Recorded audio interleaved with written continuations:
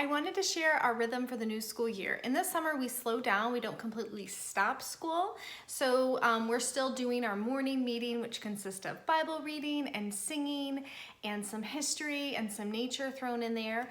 And so we just continue that on. So we're not necessarily doing the children's language, arts, and math, but we try to do that at least 2 to 3 days a week. So that morning meeting. In this school year, we try to do at least 4 days a week. And then we're also adding in the language arts and the math. This year I made a new schedule and I wanted to just show you this because I'm really excited about it.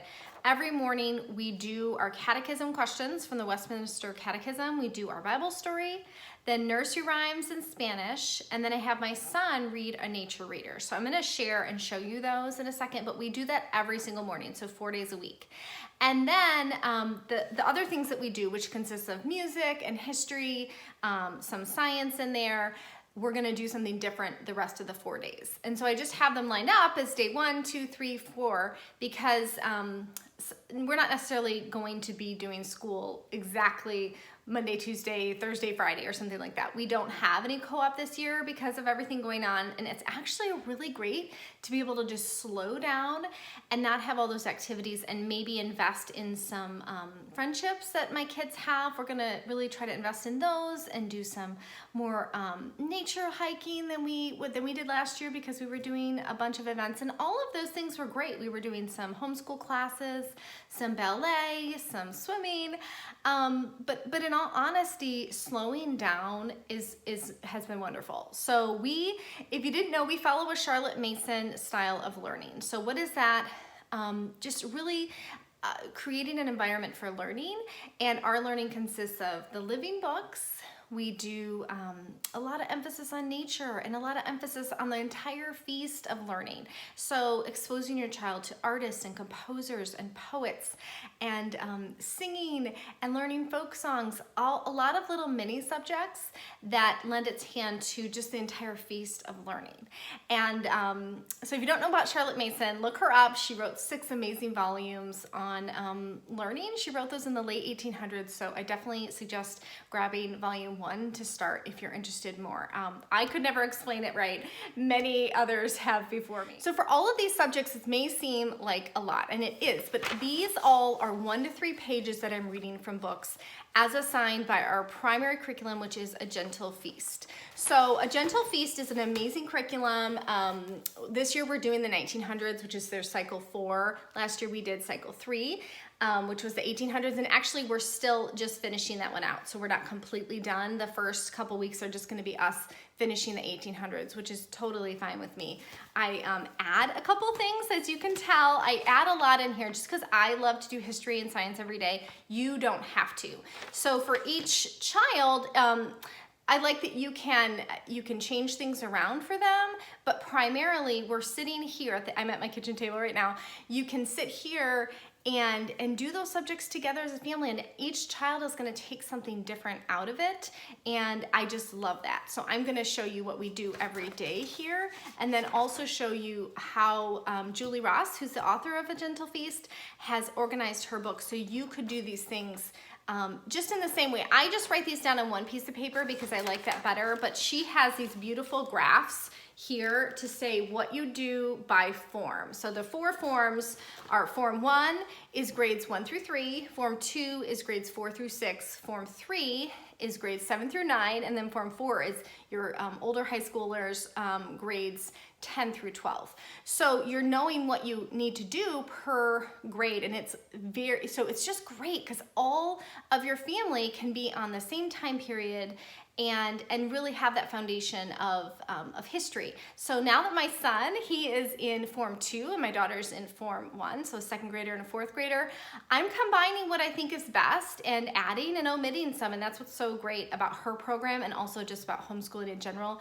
You can do what you want to do. So let me just share daily what we do and then go through A Gentle Feast. So when you get the Gentle Feast curriculum, you're going to get the teacher's manual and a morning time manual. And this is so beautiful because the first couple pages describe the Charlotte Mason method. So if you're unfamiliar, you're going to have just a beautiful synopsis of what all the subjects mean and all of Charlotte Mason's principles. So looking into each term, you're going to have a Bible verse and a recitation that you're going to get for your worksheets that I shared, that I put in that menu binder. And then it details your morning time and your language arts. She has language arts packets available for each form, and I share my son's Form 2 packet in his 4th grade video. But here we are. So week 1, you're going to, if you have a Form 1 student, it tells you what you're going to read. If you have Form 2, you're going to jump into ancient history, because you always start with your country of origin, and then you can jump to ancient history when they get a little bit older, 4th or 5th grade. So then geography, what you're going to do if you have Form 1 or Form 2. So what I shared earlier is that I'm doing the Book of Marvels. I'm not doing these because we've actually read those already 2 years ago with my kiddos. So I'm going to do Form 2 with everybody, even though my 2nd grader, she's still going to get a lot out of the Book of Marvels. So I'm fine with combining some of these topics for them. So I just love this. She does such a great job. She has online materials as well for things like the folk song or the foreign language. And then tea time, I do a lot of this, not in the afternoon, but at dinner when we're going to have our read aloud. And then you just move on to the next week, week 2. And there you have week 2. So it just goes on and on. There's 3 terms, and it's really beautifully put out. Suggestions for exams, self-assessment, lots and lots here. So that's really, really nice. And then the morning time manual, you're going to have your term 1 plans here. So again, it's divided into, well, here's your weeks, and then your Bible that you can have. We actually don't follow her Bible just because we're doing a different set, which is totally fine. But here's hymn, poem, and then there's poetry. Recitation is different per form. Picture study, poet, fables is different per form. So it's just really lovely. And here we are. You're going to see your composer and your artist. You're going to see your poet here. So all of this is right here for you, including also your hymns is also in here. She picked a lot that's in the public domain. Let me find the hymn here.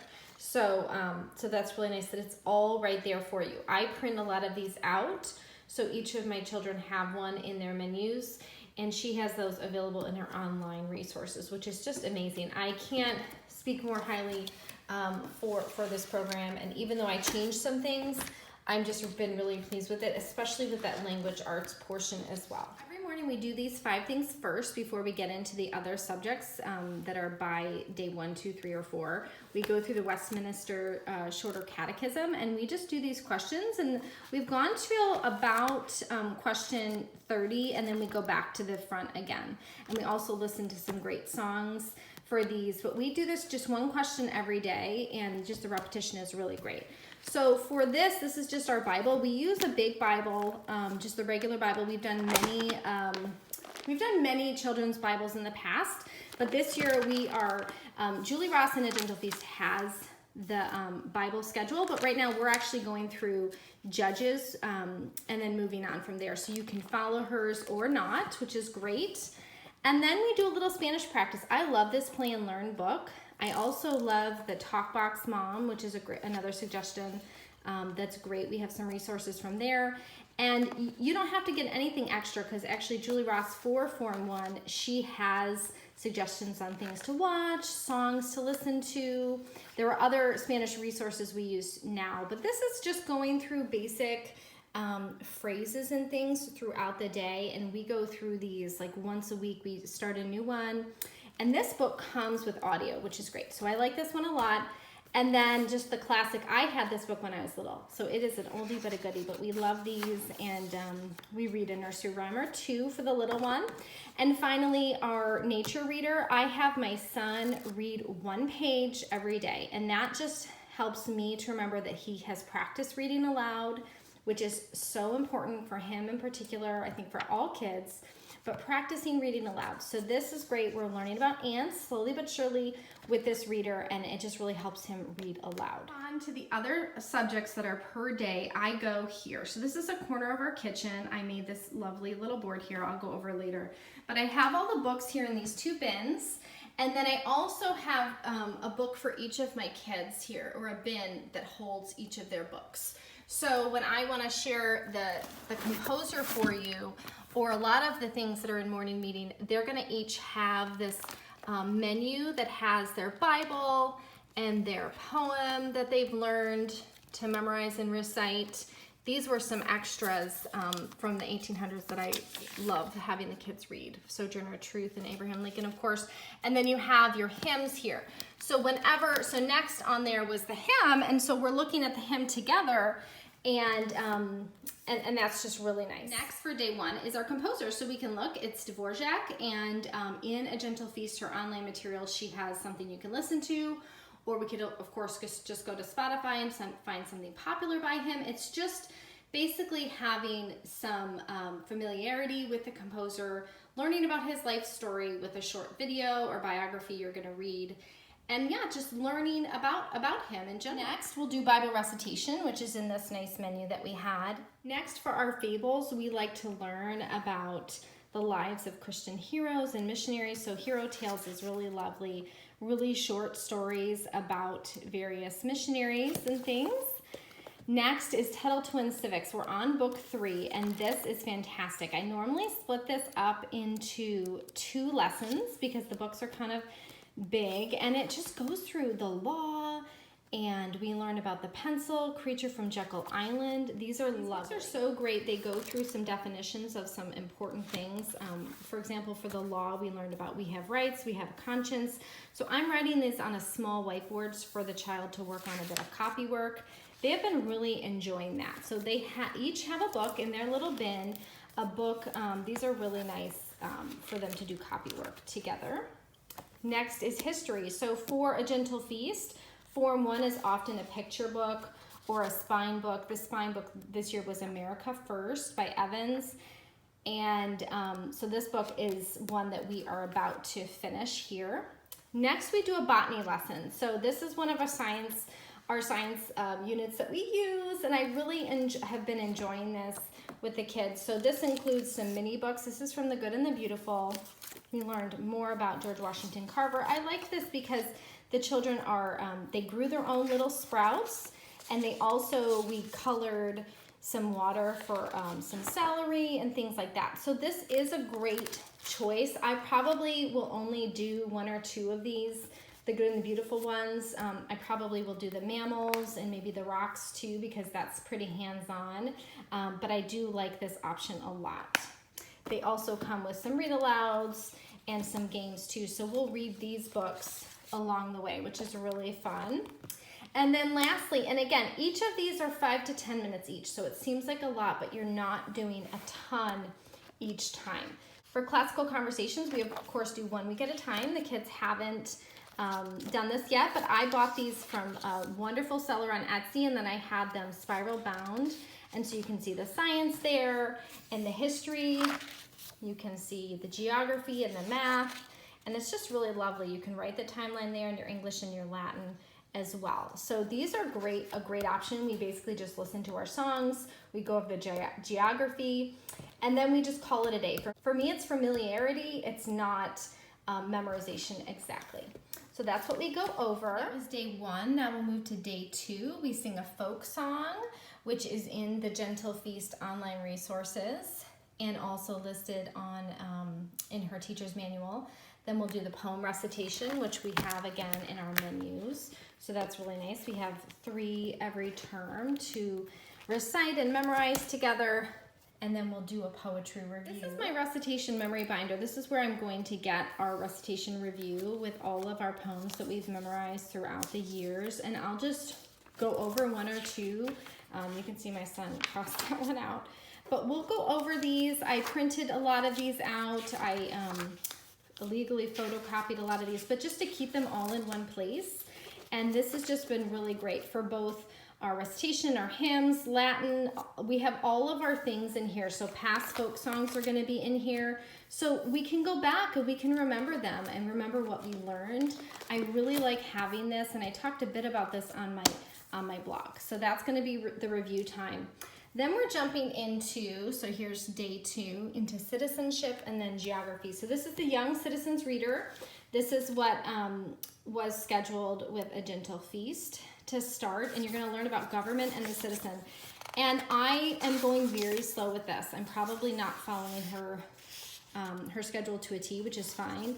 I literally am only reading one short paragraph, and then we always do narration. With all of these books that we're reading, we always do narration. They tell it back in their own words so I can know that they understood. And so this is really short. It does have questions in the back. A lot of our books that we're going to read are from a long time ago. You can see that this was published in 1909, so really classic reading. Geography, we're going through marvels, which is so exciting. This is the Occident, and we just learned about the Bay Bridge in San Francisco. We got to watch a video about it. Next, we'll get to watch read the Golden Gate Bridge, and I'm splitting this up into 2 readings, and then after the second reading, they're going to get to watch a video. This one actually might just be one reading because they were really interested. They really liked learning about how these things are made. So all the marvels around the world, just beautiful. Love this book. So excited to read it. Next, our science for the day is nature. So I just discovered Gentle and Classical Nature, and I'm absolutely in love. I really hope she comes out with volume 2 next year because I will use it. So this is the beautiful teacher's manual, and the teacher's manual just explains a lot of Charlotte Mason and what attainments are and why you want them for your kids.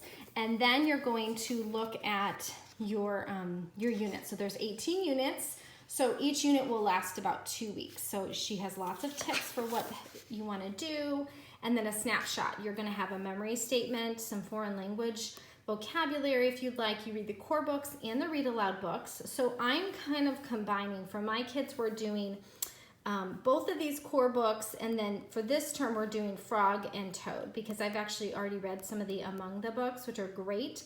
But it's nice to have the little one have a time for some picture books. For this, she also has extra books that you can read. Each child has their own book. So right here, student notebook, there's level 1 for youngers. So my youngest has level 1, and then my older 2 have level 2.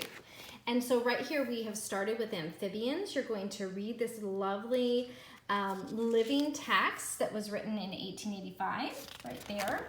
And you're going to have some just really beautiful illustrations classifying animals, going to have a poem you can memorize. We already knew this one, so we're just reading it together. That was great. Some copying and some drawing here, and just a little phrase about the drawing right here, life cycle of a frog. And here is the attainment. So each week you'll have an attainment of either a flower or a bird or a tree. And you'll have 6 of those by the end of the year, and you'll know that your child knows these and you know those too. And each term you also have a project. This term is the butterfly metamorphosis. We actually already did our butterfly project in the spring, but our kids can draw about it again. Classical Nature is kind of what inspired me to want to make this board. I have here our poet, composer, and artist too. This is actually a painting by Whistler, our last time artist. But anyhow, here I found, so this isn't part of hers, but I found this attainment picture, and I found one for each of the attainments because I wanted just a beautiful picture to remind the kids, okay, this is milkweed and monarchs love milkweed. I have our schedule here, which is really great for me, being I'm a little scattered, but I like to be held accountable for what we're doing for the day. And lastly, our science, just a quick sentence to know about what amphibians are, and then for them to look at these Spanish terms and learn them. So just really simple, but I'm really pleased with the board. It's going to keep changing and hold some interest for the kids. Together, that's the Gentle and Classical Nature. I really can't recommend it more highly. I think it's a very easy and go if you're a new homeschooler. I probably should just share that on its own because it's so, so beautiful and wonderful. And last for the day, we do apologetics, which is right now Cold Case Christianity, investigate Jesus with a real detective.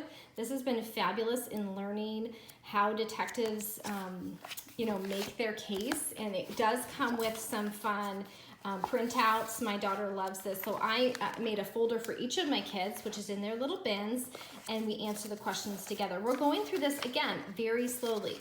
We don't go through things quickly, but I think that cements in their minds things better. Rather than going really quickly, we really take our time through each chapter. For day 3, we're gonna learn some solfa. So for solfa, I'm changing it up a little bit this year. I do have a tab in my recitation binder from Sing Solfa, which is an amazing free unit that you can go to singsolfa.com. And they talk all about, solfa and learning the basics of music. This year, I'm also going to I'm going to do her videos online and also doing some other solfege videos just on YouTube, which have been really fun and kind of mixing it up for the kids. Next is picture study, which I showed you on my board, followed by recitation, which also I showed you in their little menus. And then we have Plutarch. Plutarch is just wonderful, and this is my first time with Plutarch. We're reading Mrs. Beasley's Plutarch, so this is going to be your most elementary Plutarch. It doesn't get really, really complicated, so you can see this was published in 1878. But Stories of Rome, excited to read that, and the kids really love their first one, so that's nice. And then we have history, so normally what we would do is just read the second half of this, or just the next thing on the list from A Gentle Feast. Followed by History of Scientists. So we've been going through the history of science from Beautiful Feet books for actually 2 years now, and that doesn't bother me, again, because we just go slowly through it. This is an intermediate program, so it's not really until your child is reaching Form 2, so about 4th or 5th grade. And we have just completed Ancient Scientists, and that's fine with me. We just studied Archimedes, and we have this lovely timeline that my daughter loves to color, and that's in our homeschool room. So they can, as they learn about these scientists, they can put that up. And again, we're doing this very slowly, but a lovely guidebook. We have our science book that we've written in very, very slowly once again.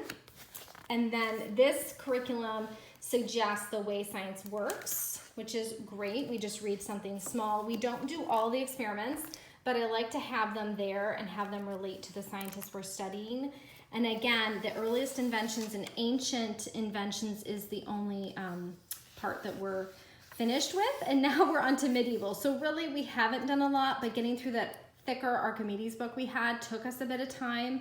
But they know Archimedes. They're familiar with him. They are going to remember him, I really think, for the rest of their lives, and so will I. So it's been definitely worth it. The next scientist that we're gonna learn more about is Leonardo da Vinci. I have these 2 wonderful books that we'll be reading and learning more about him with that history of scientists. We have math songs. We have these really adorable musical multiplication books from The Good and the Beautiful. These are lovely songs that we're learning. And it's just a really fun way to learn your multiplication facts. So the kids have really loved those. And then day 3 will end with just a review of that same week for classical conversations. Just simply singing the songs, and then we're done. My girls absolutely love coloring these. For day 4, we have our patriotic hymn, which again is in my recitation binder. I love this binder and really highly recommend it. And so those songs are just gonna be in here for them to sing, followed by our poet study. So right now, as you saw on our board, we're doing Christina Rossetti, and this lovely book from A Gentle Feast has all of her beautiful poems, just so lovely. They're right there. We just read one, and then they can become familiar with one poet. Next is Shakespeare. We're reading Beautiful Stories from Shakespeare by Nesbit, and I normally read about half a story at a time. The kids normally want me to read more. They're not super long, but again, we're doing a lot of things, and the goal is for the child to remember the story next week and be able to tell it back as we prepare to read the second half. So that's part of the learning as well, to remembering those bits about the story. Then I like to do the good and the beautiful history. So that may seem like a lot, and it kind of is. You definitely don't need to do this, but I was really interested in what they had put together. I especially love their audio recordings, so I went ahead and I did buy all 4 of their books. And so last year, since we did the 1800s, this is just an example of one that we finished, Booker T. Washington, of course, and we listened to the audio. We got to talk about questions. I do not read all of this. I especially love the audio. I love that they have some student sheets, again, for my girls to color. Read some amazing quotes by Washington, and then we're done. So just whatever is related to the Gentle Feast history, I pull out from The Good and the Beautiful. And it's just been working for me. Again, I like to do a little bit extra for that curriculum. They also come with either stories or just maps and images. And you can see each of these volumes they have comes in 4 different time periods, which I don't love.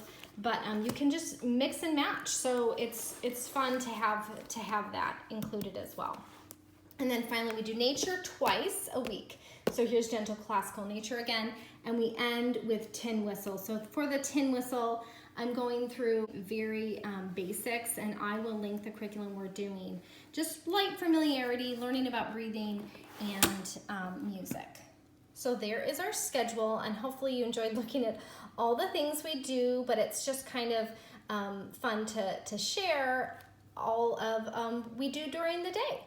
Like I said, after this morning meeting time, we jump into, I do preschool with my littlest, and then I work, my second grader, I work on her reading, and then some of her language arts, followed by her math lesson. During that time, my 4th grade son is doing his language arts and some of his warm-up for his math, and then he's reading his books, and then he's coming in with his narration. So the girls kind of know that he's gonna come in and orally narrate what he just read. He reads a history book, 1 chapter, and a literature book, 1 chapter. So I'm gonna share those in a different video, what they're doing themselves for their individual work. But that has worked nicely. I like to have all of these morning meeting pieces done before all of that time, and then once they're done for the day.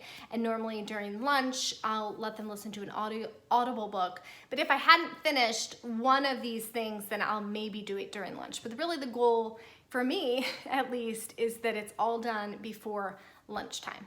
So hopefully that was helpful and gave you some ideas. I'd love to hear what you have to say. Thanks so much.